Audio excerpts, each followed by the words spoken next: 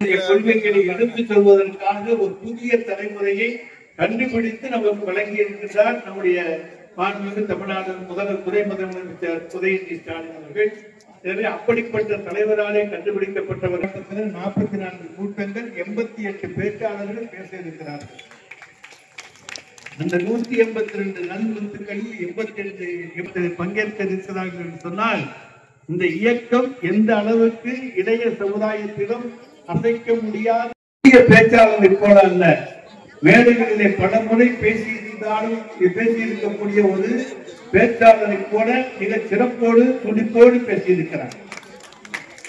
எனவே இப்படிப்பட்ட வளங்கள் ஒரு இயக்கத்துக்கு வர வேண்டும்.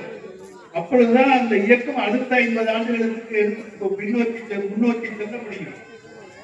ஆனால் பல இயக்கங்களிலே இருக்கிறவர்களே இருந்து கொண்டிருப்பார்கள். அந்த இயக்கங்கள் எல்லாம் பின்னோக்கி போய் கொண்டிருக்கும். இன்னைக்கு பாத்தீங்கன்னா அண்ணா திராவிட முன்னேற்ற கழகம் அந்த கட்சியோட கூட்டணி சேர்வதற்கு எந்த கட்சியும் தயாரா இல்லை. அவங்களுக்கும் அது தெரியும். இந்த வர்றாங்க அந்த வர்றாங்கன்னு கதவை திறந்து வச்சுக்கிட்டு உட்கார்ந்து இருக்காங்க, யாரும் வர்றது. இப்ப என்னன்னா ஒரு பெரிய கூத்து நடந்துகிட்டு இருக்கு தமிழ்நாட்டில். ஒரு இந்தியாவில ஒரு கட்சியினுடைய கூட்டத்துலதான் வேட்டி சட்ட கிளியும்னு சொல்லுவாங்க. அதை பத்தி நம்ம சொல்ல தேவையில்லை, அதெல்லாம் மாறி போச்சு. அந்த பேரை பெருமையை இன்றைக்கு தமிழகத்திலே ஒரு இயக்கம் பெற்றிருக்கிறது என்று சொன்னால் அது அண்ணா திராவிட முன்னேற்ற கழகம் தான். அவங்க எந்த கூட்டம் நடத்தினாலும் அங்க வேட்டி சட்ட கிளியிலிருந்து தான் பார்த்துக்கிட்டு இருக்கோம். அந்த அளவுக்கு கட்டுக்கோப்போடு அந்த கட்சி இன்றைக்கு நடந்து கொண்டிருக்கிறது என்பதற்காக இதனை நான் இங்கே எடுத்துச் சொல்லுகிறேன். சொல்லவில்லை, எதிரிகள் இருக்கிறார்கள். ஆனால் அந்த எதிரிகளாலே எதிர்த்து நிற்கக்கூடிய வல்லமை அவர்களுக்கு கிடையாது. அதுதான் வல்லமையுடைய ஒரு எதிரி எங்களுக்கு கிடையாது. அதுதான் எதிரிகள் கண்ணுக்கு தெரிய தூரம் வரை தெரியவில்லை என்று சொல்வதற்கு நாங்கள் தயாராக இல்லை. கண்ணுக்கு தெரிகின்ற எதிரிகள் இருக்கிறார்கள். ஆனால் அவர்களாலே தளபதியினுடைய உழைப்புக்கு முன்னாலேயும் இளந்தலைவர் நம்முடைய உதயநிதி ஸ்டாலினுடைய உழைப்புக்கு முன்னாலேயும் அவர்களாலே ஒன்றுமே செய்ய முடியாது. அதுதான் நாளடைந்த உண்மை. இந்த இயக்கம் இந்த 4 ஆண்டு காலத்தில் செய்திருக்கிற சாதனைகள் போது 40 ஆண்டுக்கு ஆட்சியை பெறுவதற்கு இந்தியாவுக்கே முன்னோடி திட்டங்கள் எல்லோருமே சொன்னாங்களே, அந்த முன்னோடி திட்டங்களை தந்த ஒரு அரசு இருக்கிறது என்று சொன்னால் அது தலைவர் தளபதியினுடைய அரசு தான். அது அடுத்த 40 ஆண்டுகளுக்கு நாம் பேசும் பொருளாக இருக்கும். அதைத்தான் பல மாநிலங்கள் பின்பற்ற போகின்றன. இன்னொன்றையும் சொல்றேன், நம்ம செந்தாமரைராஜன் சொன்னார், மகாராஷ்டிராவிலையும் ஜார்க்கண்ட்லையும் ஆண்ட கட்சிக்கு மீண்டும் ஆட்சியை பிடிக்கிறேன் என்று. ஜார்க்கண்ட்ல உண்மையா பிடிச்சாங்க, மகாராஷ்டிராவில் உண்மையா பிடிச்சாங்களா? 6 மணிக்கு மேல 10 மணிக்குள்ள 8% ஓட்டு போராயிருக்கு. எங்க இருந்து வந்து 8% ஓட்டு?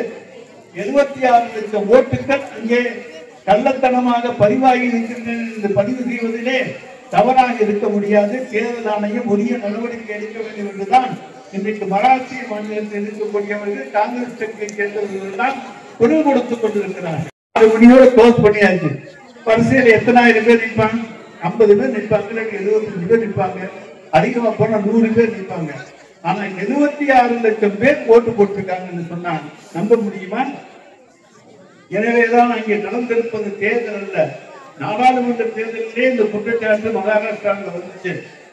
அதை போல இப்பொழுது சட்டமன்ற தேர்தலில் அது உண்மையாகி இருக்கிறது. எனவே வரப்போகிற நம்முடைய சட்டமன்ற தேர்தலில் நாம விழிப்போடு இருப்போம்.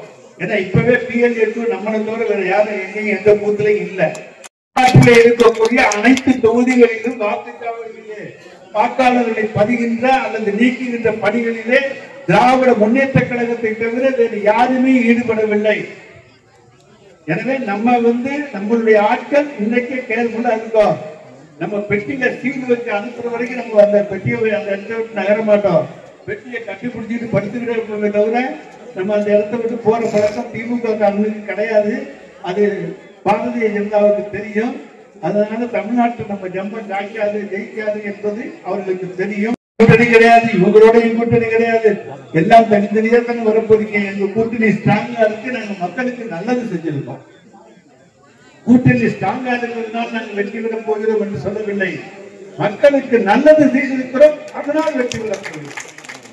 நல்ல திட்டங்களை தந்திருக்கின்றோம், அதனால் வெற்றி பெற போகிறோம். பேசும் பொருளாக இந்தியாவுக்கே பல்வேறு திட்டங்களை தந்திருக்கின்றோம். அதனாலே வெற்றி பெறப் போகிறோம்.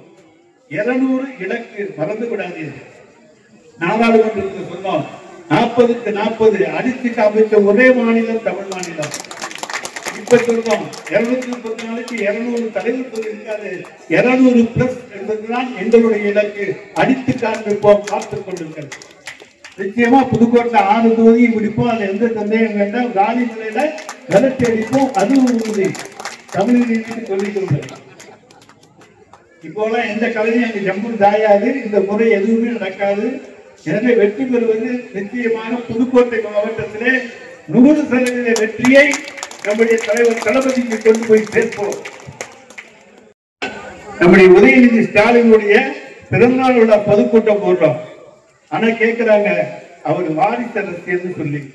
வாரிசு அரசியல் தலைவர் தளபதியுடைய மகன் என்பதால் அவர் உதய துணை முதலமைச்சரானார். தலைவர் தளபதியுடைய மகன் என்பதால் இளைஞரணி செயலாளரானார்.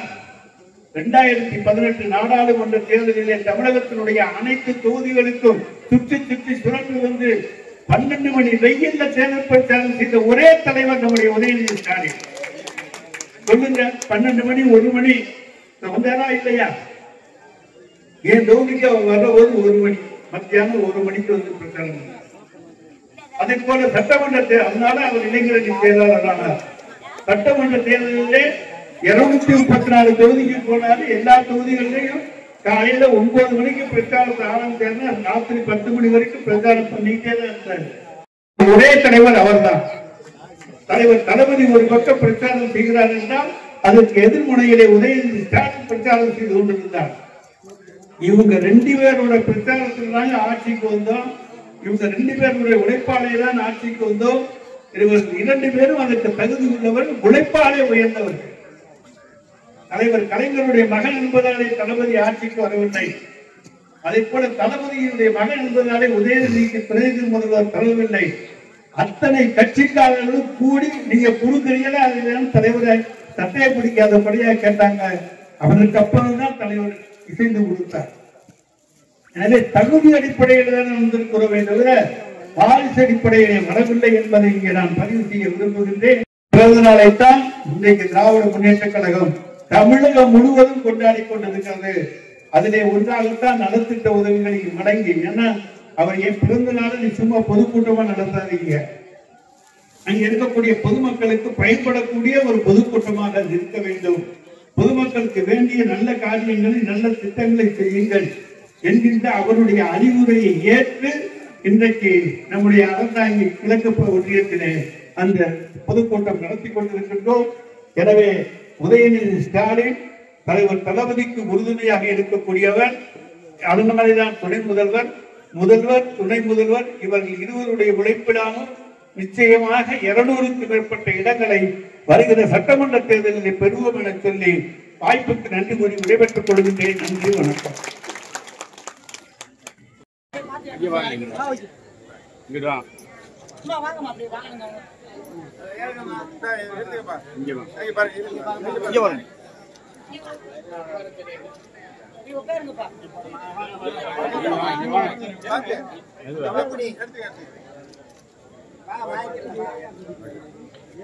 சரி வாங்க, நீ இருங்க.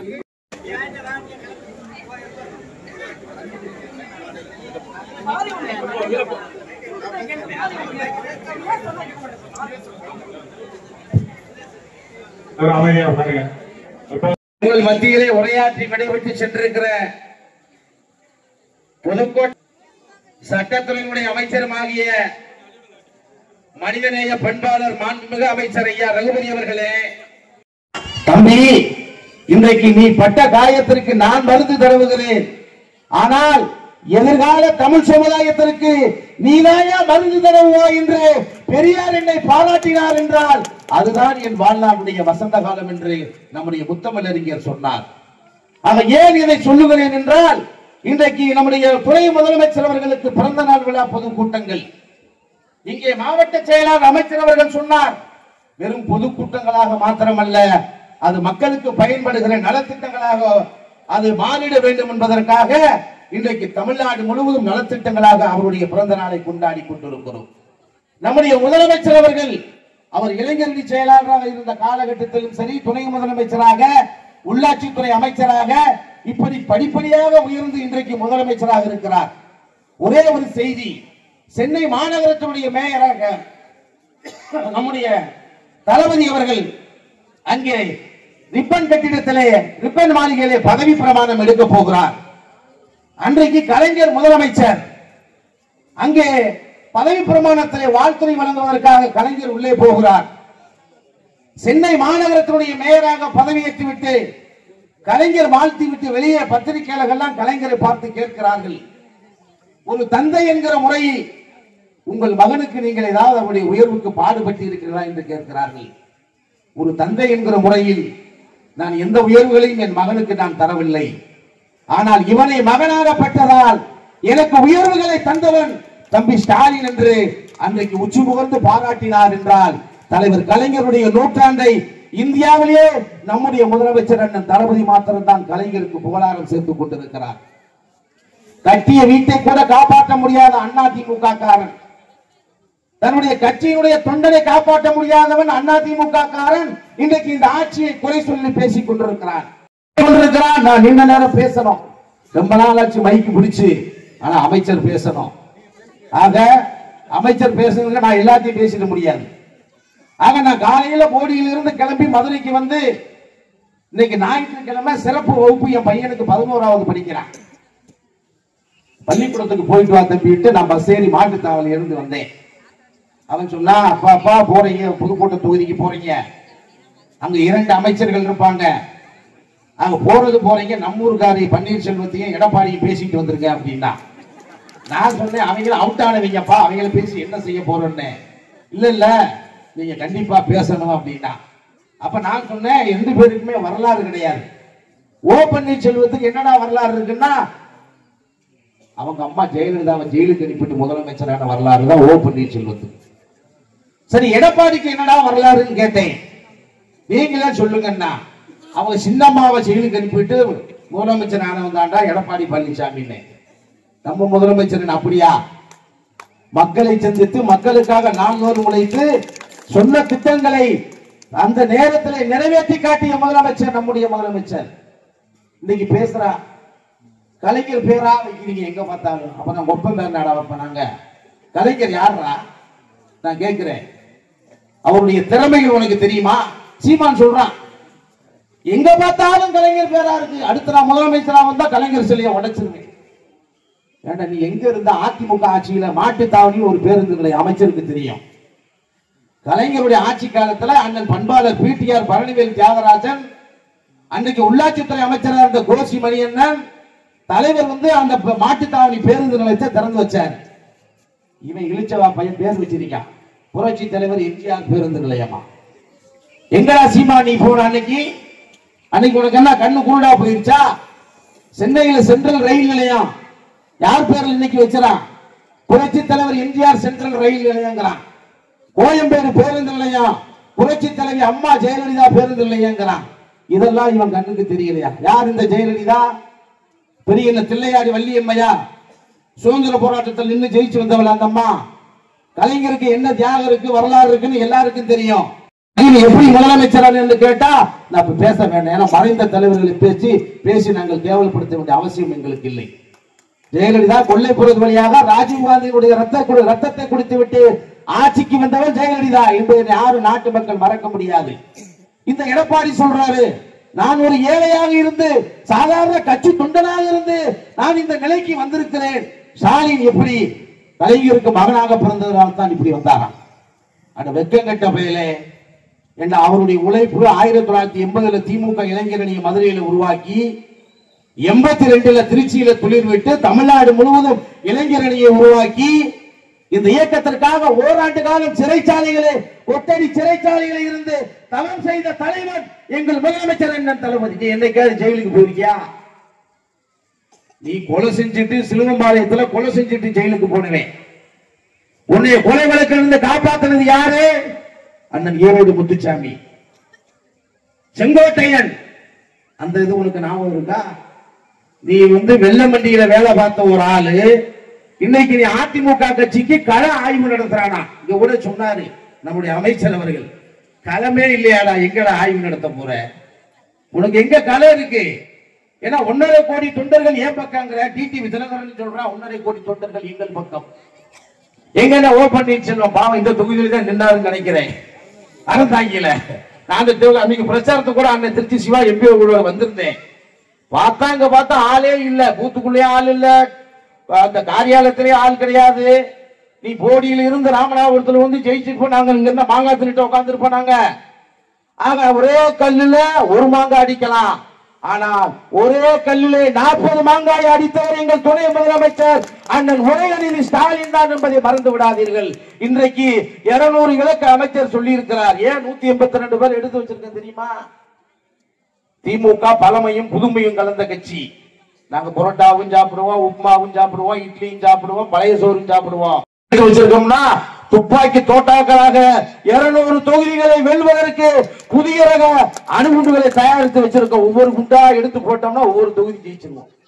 ஆக எடப்பாடி பழனிசாமி 4 ரோட்ல நின்றுகிட்டு வேட்டியை கிழிச்சுக்கிட்டு உட்கார்ந்துருக்க வேண்டியதுதான். இன்னொரு பக்கம் அவன் வர்றான், சீமா வர்றான், அவன் வர்றான், எவ வேணா வரட்டும்டாடே. கட்சியில பூத் கமிட்டிக்கு ஆள் இருக்கா உனக்கு? ஆளே கிடையாதவன் நாங்க கூட்டணியில பங்கு தருவோங்கிறான். என்னடா உங்களுக்கு என்ன லாஜிக்குன்னே தெரியல. கட்சிக்கு அடிப்படையில் 1949 இந்த இயக்கம் கொட்டுற மலையில பேரறிஞர் அண்ணா சொன்னாரு, இது சீமான் வீட்டு பிள்ளைகளின் சிங்கார சோலையும் அல்ல, இது மாடி வீட்டு மனிதர்கள் மகிழ்ச்சி கூடாரம் அல்ல, இது ஒரு விழிமூடி திறக்கும் சமுதாய இயக்கமாக ஆரம்பிக்கப்பட்ட இயக்கம். திமுக 100 வருஷத்துக்கு தாண்டி போய்கிட்டு இருக்கு. இந்த கட்சியில உட்கார்ந்து இருக்காரு ஒரு மாற்றுத்திறனாளி. எதை எதிர்பார்த்து உட்கார்ந்து இருக்காரு? கலைஞர் தான், கழகம் தான், உதயசூரியன் தான் எனக்கு லட்சியம் என்று சொல்லி உட்கார்ந்து இருக்கக்கூடிய தொண்டர்களை பட்ட இயக்கம் இந்த திமுக. இன்னைக்கு நாங்கள் அடிவயிற்றில் இருந்து இந்த ஒளிப்பதிக்கு முன்னால் பேசிக் கொண்டிருக்கிறோம் என்றால் நாளைக்கு இந்த இயக்கம் எங்களுக்கு என்ன செய்யும் என்று எதிர்பார்க்கவில்லை. இந்த இயக்கத்திற்கு நான் என்ன செய்ய போகிறேன் என்றுதான் எதிர்பார்த்து மேடைகளில் முழங்கிக் கொண்டிருக்கிறோம். ஆக ஆட்சி இன்னைக்கு 4 வருஷம் ஆட்சிக்கு வந்து, ஏன்னா நம்ம மக்கள் அப்பப்ப மறந்துடுவாங்க, அப்பப்ப தட்டிக்கிட்டே இருக்கணும். ஏன்னா இவர் எடப்பாடி பழனிசாமி சொல்றாரு, 4 வருஷம் ஆச்சு நீங்க ஒண்ணுமே செய்யல. நலத்திட்ட உதவிகள் வழங்கி உங்களை எல்லாம் சந்திக்கின்ற இந்த அரிய வாய்ப்பை ஏற்படுத்தி தந்திருக்கின்ற இந்த கூட்டத்தை மிக சிறப்போடு ஏற்பாடு செய்து நடத்திக் கொண்டிருக்கின்ற ஒன்றிய கழகத்துடைய ஆற்றல் வாய்ந்த செயலாளர் மரியாதைக்குரிய தலைமை செல்வர் எல் குமார் என்ற திரைக்கண் அவர்களே, இந்த கூட்டத்தில் விழா பேருரையாற்றி தலைமையேற்று இந்த விழாவிற்கு விழா பேருரையாற்றி தந்திருக்கின்ற மாவட்ட தமிழக சட்டத்துறை அமைச்சர் அவர்களே, குமார் அவர்களுக்கு உறுதுணையாக இருந்து இந்த கூட்டத்தை மிக சிறப்போடு நடத்தி கொண்டிருக்கின்ற நமது மரியாதைக்குரிய அறந்தாங்கி ஒன்றிய பெருந்தலைவர் மகேஸ்வரி சண்முகநாதன் அவர்களே, மற்றும் இந்த பகுதியில் திராவிட முன்னேற்ற கழகத்துடைய வளர்ச்சிக்காக மிக சிறப்பாக பணியாற்றிக் கொண்டிருக்கின்ற மாவட்ட ஊராட்சி குழு உறுப்பினர் மரியாதைக்குரிய சரிதா மேகராஜன் அவர்களே, மற்றும் இந்த கூட்டத்தில் மிக சிறப்பான உரையாற்றி சிறப்பு சேர்த்திருக்கின்ற தலைமை கழகத்துடைய பேச்சாளர் அருமை சகோதரர் கோடி காமராஜ் அவர்களே,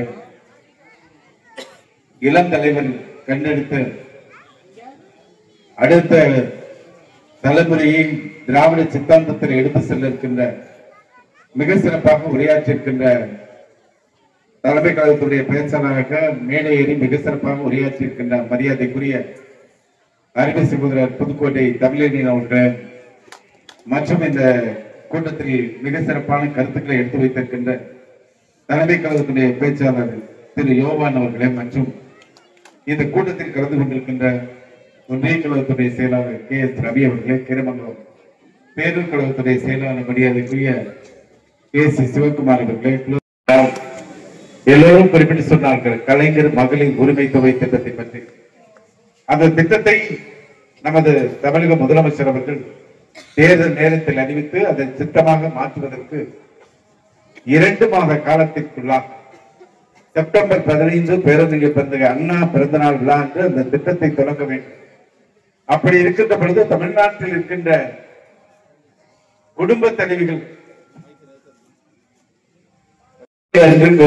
அந்த கலைஞர் மகளிர் உரிமை தொகையை வழங்க வேண்டும். இதற்கான கால அவகாசம் 2 மாதங்கள் மட்டும்.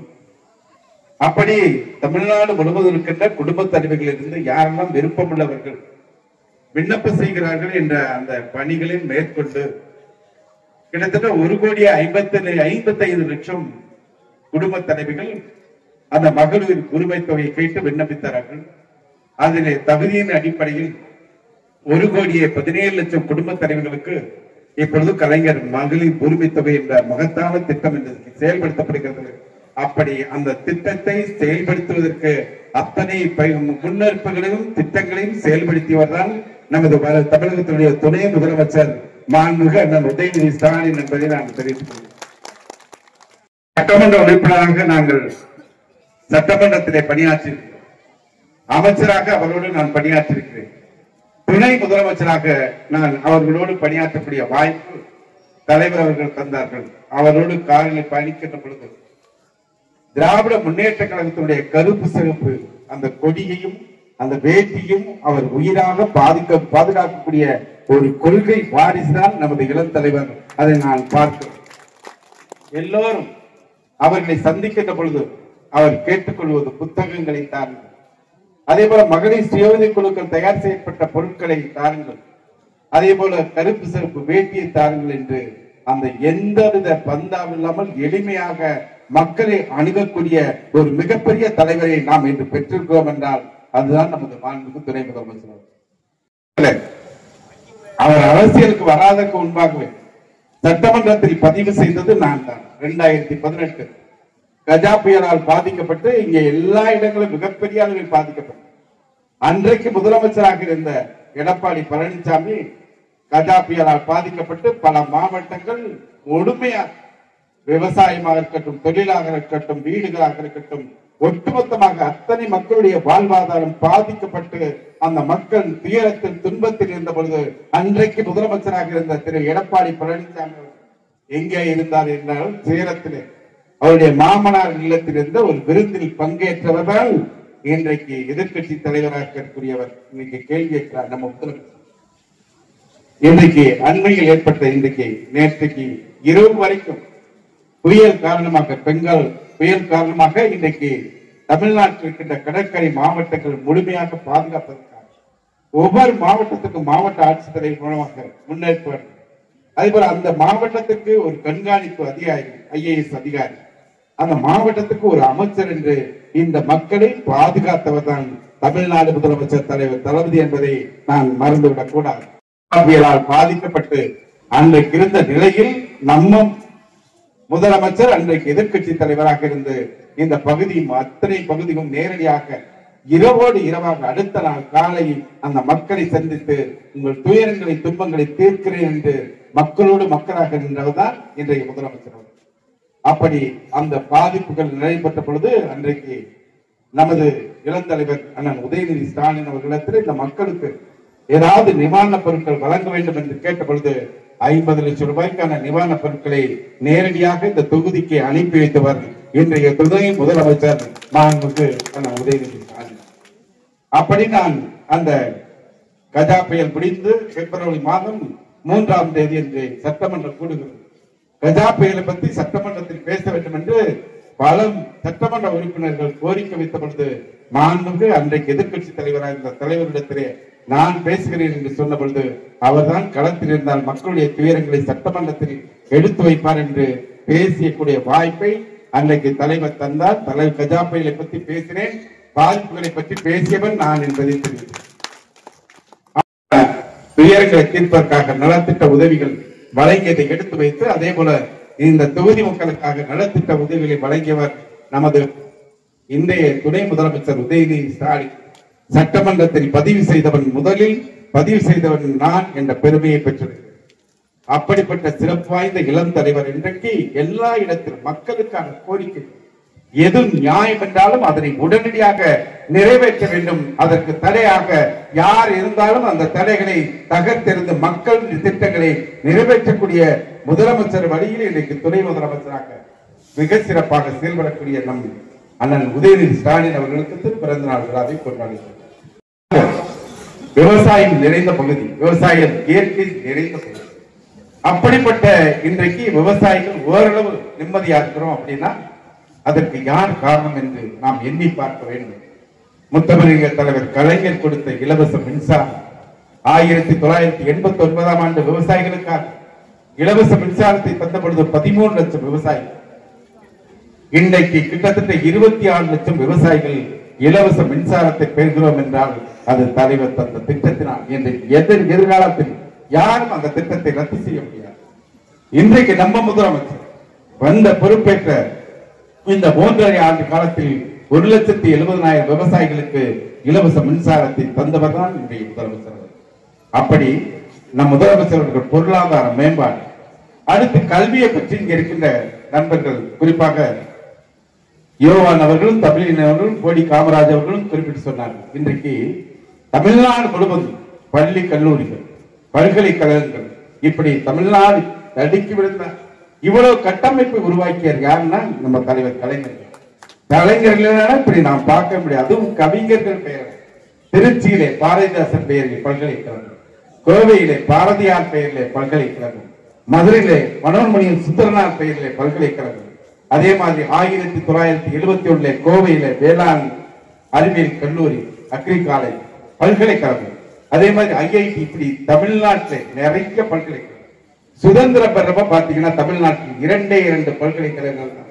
ஆனால் இன்றைக்கு 22 பல்கலைக்கழகங்கள் தமிழ்நாட்டில் இந்தியாவுக்கே வழிகாட்டக்கூடிய அளவில் உயர்ந்த கல்வியில் உயர்ந்து நிற்கிறோம் என்றால் அது தலைவர் கலைஞர் தந்த திட்டங்கள் என்பதை நாம் மறந்து விடக்கூடாது. நமது மாண்பு தமிழக முதலமைச்சர் அவர்கள், நமது மேதகு இந்திய குடியரசுத் தலைவர் அவர்களுக்கு தமிழக அரசின் சார்பாக அவர்களை வரவேற்று அவர்களை அனுப்பி வைக்கின்ற வகையில் அந்த பணியை முதலமைச்சர் எனக்கு வழங்கினார். 26ஆம் தேதி கோவை சென்று 27ஆம் தேதி காலையிலிருந்து நேற்று மதியம் 3 மணி வரை நமது மேதகு இந்திய குடியரசுத் தலைவர் மேதகு திரௌபதி முர்மு அவர்களோடு பங்கேற்கக்கூடிய நிகழ்வையும் பார்த்து ஒரு சாதாரண தொண்டனுக்கு தலைவர் தந்த பணிகள் இந்த பணிகள் என்பது அவருடைய ஒவ்வொரு நிகழ்விலும் அந்த ஊட்டியில் இருக்கிற ராஜ்பவன் அங்கே நம்ம உள்ளே எல்லாம் போக முடியாது. ஆனால் அங்கே நடைபெற்ற விழாவில் பங்கேற்கக்கூடிய வாய்ப்பு, இந்தியாவின் உலகில் பல பேர் பகுதியிலிருந்து வரக்கூடிய ராணுவ காலை மிலிட்டரி வெலிங்டன் அந்த பகுதியில் விழாவில் பங்கேற்கக்கூடிய வாய்ப்பு, இப்படி பல வாய்ப்புகளை பெற்று இன்றைக்கு வந்திருக்கின்ற இதற்கெல்லாம் காரணம் நம்ம தலைவர். அந்த பழங்குடியின மக்களை நமது மேதகு இந்திய குடியரசுத் தலைவர் அவர்கள் சந்தித்து பேசுகிறார். பேசுகின்ற பொழுது அந்த பழங்குடியின மக்கள் சொல்கிறார், தமிழ்நாட்டுடைய முதலமைச்சர் அவர்கள் பல்வேறு திட்டங்களை எங்களுக்கு செயல்படுத்தி தருகிறார்கள். அதனால் நாங்கள் கல்வியிலும் சரி வேலை வாய்ப்பிலும் சரி நாங்கள் மகிழ்ச்சியோடு இருக்கிறோம் என்று குறிப்பிட்டு சொன்னதற்கு பிறகு நமது குடியரசுத் தலைவரும் பேசுகிறார். தமிழ்நாட்டு முதலமைச்சர் அவர்கள் இந்த மக்களுக்காக நிறைய திட்டங்களை நிறைவேற்றி தந்திருக்கிறார் என்று சொல்லிவிட்டு இன்னும் திட்டங்களை தர வேண்டும் என்று கோரிக்கை வைக்கக்கூடிய அளவில் இந்த முதலமைச்சர் அவர்கள் இன்றைக்கு எல்லா மக்களையும் அதுதான் எல்லாருக்கும் எல்லாம் என்கின்ற அந்த அடிப்படையில் இன்றைக்கு ஆட்சியை கொண்டு செல்கிறார். அப்படி கோவையில் இருக்கிற அந்த பகுதியிலே இன்றைக்கு அந்த மக்கள் திரும்பி வரணும் அவரை அனுப்புறது.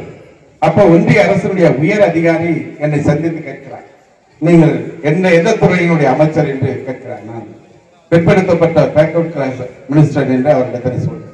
எவ்வளவு பேர் இருக்கீங்க அப்படின்னு 50% இடஒதுக்கீடே நாங்க மிகவும் பிற்படுத்தப்பட்டவருக்கு வழங்குறோம். ஆச்சரியமா பார்க்கிறோம்.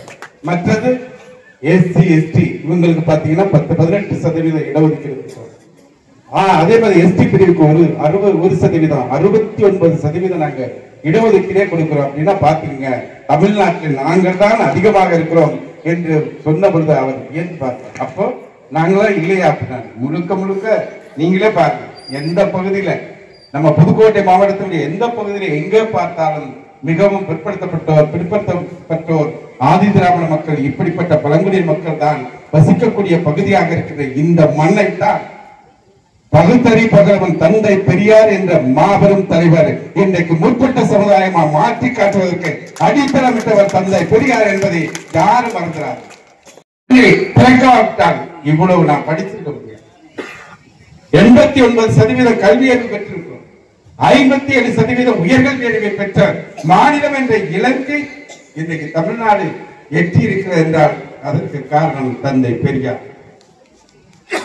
இன்றைக்கு அப்படி ஒரு காலத்துல பெண்கள், இன்றைக்கு பெண்களுக்கு சம உரிமை, அதை தாண்டி உரிமை பெற்றிருக்கிறோம். 1920 பெண்களுக்கு அவர்களுக்கு சம கல்வி வேண்டும், சம வேலை வாய்ப்பு வேண்டும், சம உரிமை வேண்டும் என்று போராடியவர் தந்தை பெரியார். இன்றைக்கு பெண்கள் எல்லா இடத்திலும் 30% பெண்களுக்கு அரசு கல்லூரி, அரசு கல்வியில் வேலை வாய்ப்பு, இடஒதுக்கீடை தந்தவர் முத்தமிழ் தலைவர் கலைஞர் அவர்கள். 33% உள்ளாட்சி துறையில் இடஒதுக்கீடை தந்து நீங்கள் எல்லாம் தலைவர்களாக, ஒன்றிய தலைவராக, அதேபோல மாநகராட்சியுடைய மேயராக அழகு பார்த்தவர் தலைவர் கலைஞர் என்பதை நாம் மறந்துவிடக் கூடாது. ஆட்சியுடைய தொடக்கம் தான் இன்றைக்கு நம் முதலமைச்சர் பல திட்டங்களை, விடியல் பேருந்து பயணம், பெண்களுக்கான புதுமை பெண் திட்டம், மகளிர் சுய குழுக்களுக்கான கடன், அவர்களுக்கான அந்த கடன் தள்ளுபடி, இப்படி பல்வேறு திட்டங்களை தந்து பெண்களுடைய வாழ்க்கையை உயர்த்தி காட்டியவர் இன்றைய முதலமைச்சர் என்பதை நாம் மறந்துவிடக் கூடாது. ஆக இப்படி ஆட்சியுடைய சிறப்புகளால் தான் இன்றைக்கு தமிழ்நாடு உயர்ந்தது. தமிழ்நாடு உயர்ந்தது மட்டுமல்ல, பல பேர் தமிழ்நாடு இப்படி வளர்ச்சி அடைந்திருக்கிறது என்று பொறாமைப்படுகின்ற அளவில் நாம் உயர்ந்திருக்கிறோம். அந்த உயர்வை நாம் தக்க வைத்துக் கொள்ள வேண்டும். அதுதான் முக்கியம். இந்த சூழ்நிலையில் தமிழ்நாட்டுடைய வளர்ச்சி, இது போன்ற திட்டங்கள் தொடர்ந்து இந்த மக்களுக்கு கிடைக்க வேண்டும். குறிப்பாக இந்த விவசாயம் சார்ந்த இந்த பகுதி, நாம கல்லணை கால்வாய் கடைமடை விவசாய பகுதி பார்த்தீங்கன்னா 4000 கண்ணாடி எடுக்க முடியாது. கல்லணையில 2000 கண்ணாடி தான் தண்ணி எடுக்க முடியும். தண்ணி எடுக்கிறப்ப பாத்தீங்கன்னா இந்த பகுதிக்கு வந்து சேரவே ரொம்ப சிரமமா இருக்கும். இதை யார் நம்ம திட்டத்தை கேட்டோமா? நம்ம முதலமைச்சர் இன்றைக்கு 510 கோடி ரூபாயில அந்த கல்லணை கால்வாய் கடமடை விவசாயிகளை இந்த பகுதியை பாதுகாப்பதற்காக திட்டங்களை ஒதுக்கீடு, திட்டங்களை ஏற்பாடு செய்து செயல்படுத்திக் கொண்டிருப்பவர் இன்றைய முதலமைச்சர். நம்ம தொகுதியில 158 கோடி ரூபாய்க்கான பணிகள் நடைபெற்றுக் கொண்டிருக்கிறது. இதுதான் நம் ஆட்சியுடைய சாதனை என்பதை மறந்துவிடக்கூடாது. ஆக இன்றைக்கு கல்வியில், வேலை வாய்ப்பு, பொருளாதாரத்தில் இந்த மக்களை உயர்த்த வேண்டும் என்று உழைத்துக் கொண்டிருக்கிற நம் முதலமைச்சர் 2026 தேர்தலில் நாம் அத்தனை பேரும் மிக தைரியமாக நாம் உறுதியோடு இருக்க வேண்டும் என்பதை கேட்டுக்கொள்கின்றேன். இங்கே இந்த மேடை தொடங்குறதுக்கு முன்னாடி பாத்தீங்கன்னா எல்லாரும் இந்த பூச்சிகளால நிறைய தொல்லை, ஃபேன் வச்சு பார்த்தோம் கிடைக்கல. அதே சூழ்நிலையில 4-5 காகிதத்துல எண்ணெய் போட்டு அங்கங்கே அதை எல்லாம் பார்த்தோம். அந்த பூச்சிகள் இப்பொழுது தடுக்கப்பட்டு நம்ம கூட்டம் நடத்துறதுக்கு தெரியவார். அதே மாதிரி இது போன்ற திட்டங்கள் கிடைப்பதை தடுப்பதற்கான அந்த சமூக நீதிக்கான, அநீதிக்கான எதிரானவர்கள் தேர்தல் நேரத்தில் வந்தால் வாக்குச்சீட்டு மூலமாக விரட்டி அடிக்க வேண்டும். அதுதான் நாம் செய்ய வேண்டிய மிகப்பெரிய கடமை என்பதை மறந்து விடாது. 10 ஆண்டு காலம் அதிமுக ஆட்சி நாளைய சின்னாமணமாக்கி இன்றைக்கு நம்ம முதலமைச்சர் அவர்கள் 24 மணி நேரத்தில் 20 மணி நேரம் இந்த மக்களுக்காக உழைக்கக்கூடிய ஒரு மிகச்சிறந்த முதலமைச்சரை பெற்றிருக்கிறோம் என்றால் அதுதான் தமிழ்நாட்டு வாக்காளர் பெருமக்கள் செய்த மிகப்பெரிய தியாகம் என்பதை நான் உங்களுக்கு நன்றியோடு தெரிவித்துக் கொள்கிறேன். தலைவர் ஆட்சியில் இருக்கிறதா அதுக்கு யாரும் முக்கிய காரணம்? எதிரில் இருக்கின்ற இந்த பெண்கள் தான் கிட்டத்தட்ட 85% வாக்குகளை தந்து முதலமைச்சராக அவரை ஆட்சி அமைத்து வெற்றி எங்கேயா வந்தது? பிரச்சாரத்துக்கு போனோம், எல்லா இடத்திலும் வந்தார்கள். ஆனால் மிகப்பெரிய வெற்றியை தந்தது தமிழக வாக்காளர் பெருமக்கள், குறிப்பாக பெண்கள் வாக்குகள் அதிகமாக தந்து 40க்கு 40 வெற்றியை தந்ததற்காக உங்களை நான் நன்றியை தெரிவித்துக் கொள்கிறேன். எந்த செய்தது இந்த 40க்கு 40 வெற்றி? பாஜக என்கின்ற அந்த ஆட்சியை இன்றைக்கு மெஜாரிட்டி கிடைக்கவில்லாமல் தடுத்து நிறுத்தி தமிழ்நாட்டுடைய இந்த நாட்டுடைய சமூக நீதி, ஜனநாயகத்தை, மக்களுடைய உரிமைகளை பாதுகாத்தது இந்த 40 தொகுதிகள் என்பதை நாம் மறந்துவிடக் கூடாது. இந்த நாட்டுடைய பிரதமர் நரேந்திர மோடி, அமித்ஷா அவர்கள் யாரை நம்பி இருக்க வேண்டிய சூழ்நிலை? பீகார் நிதிஷ்குமார், ஆந்திராவுடைய முதல்வர் சந்திரபாபு நாயுடுவை நம்பி இருக்க வேண்டிய சூழ்நிலைக்கு, இக்கட்டான நிலைக்கு எடுத்து சென்றது தமிழக வாக்காளர் பெருமக்கள். அந்த வெற்றியை பெற்றவர் இந்தியாவுடைய கூட்டணி கட்சியுடைய தமிழ்நாட்டுடைய தலைவர் தளபதியுடைய வெற்றிதான் இன்றைக்கு இந்த நாட்டுடைய அத்தனை உரிமைகளை பாதுகாத்திருக்கிறது. ஒரு வாக்குச்சீட்டில் எத்தனை உரிமைகள் கிடைத்திருக்கிறது, எத்தனை அநீதி இன்றைக்கு அழைக்கப்பட்டிருக்கிறது என்பதை நாம் தெரிந்து கொள்ள வேண்டும். அதுதான் இந்த நாட்டுடைய உலகில் இருக்கின்ற நாடுகளில் மிகப்பெரிய ஜனநாயக பூமி இந்த இந்தியா. அப்படி எப்பொழுதெல்லாம் தேர்தல் இருக்கின்ற பொழுது நியாயத்தின் அடிப்படையில் நம் மக்களுக்கான திட்டங்களின் அடிப்படையில் எது ஆட்சி சரியாக இருக்கிறது என்ற சிந்தனையின் அடிப்படையில் நாம் உறுதியாக அந்த முடிவை எடுத்து வாக்களை செலுத்தினால் நாம் நிம்மதியாக இருக்கிறோம். பல நாடுகள் தமிழ்நாட்டை நோக்கி பொருள்கள் தொடங்குவதற்காக தொழிற்சாலைகள் தொடங்குவதற்காக வருகிறார் என்றால் தமிழ்நாடு அமைதி பூங்கா. இந்த நாட்டுடைய பிரதமர் 4 நாள் இங்கே வந்து இந்த பல்வேறு நிகழ்ச்சிகளில் பங்கு பெற்று செல்கிறார் என்றால் தமிழ்நாடு அமைதி பூங்கா. நாம் நிம்மதியாக வாழ்கிறோம் என்றால் அது தமிழ்நாடு அமைதி பூங்கா. அந்த அமைதியை சீர்குலைக்கின்ற எந்த சக்திகள் வந்தாலும் தடுத்து நிறுத்த வேண்டிய பொறுப்பு நமக்கு இருக்கிறது. அதற்கான களம் 2026 தேர்தலில் ஒன்றுபட்டு நின்று நாம் அதிகமான வாக்குகளை தந்து மீண்டும் தமிழ்நாட்டுடைய முதலமைச்சராக தளபதி வர வேண்டும், இது போன்ற திட்டங்கள் தொடர வேண்டும் என்ற நிலையில் நம் இளம் தலைவர் உதயநிதி ஸ்டாலின் அவர்கள் பிறந்த நாள் விழாவில் இத்தனை பேர் கலந்து கொண்டு நீங்கள் எல்லாம் இந்த விழாவின் மூலமாக அவர்களுக்கு வாழ்த்துக்களை தெரிவித்ததற்காக உங்கள் அனைவருக்கும் நன்றி கூறி நிறைவு செய்கிறேன். நன்றி.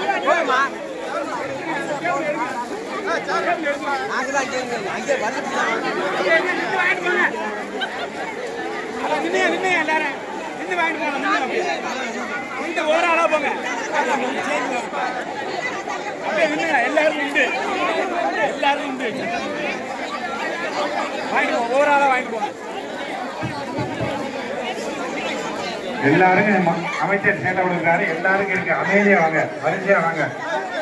நல்லா இல்லையா? 10 நிமிஷம் எல்லாம் முடிஞ்சிடும்.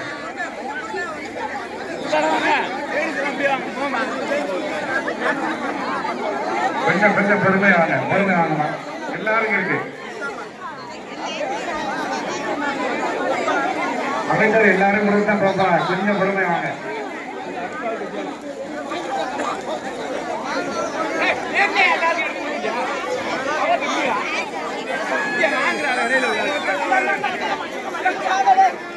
தள்ளாதிய கொஞ்சம் பொறுமை வாங்க.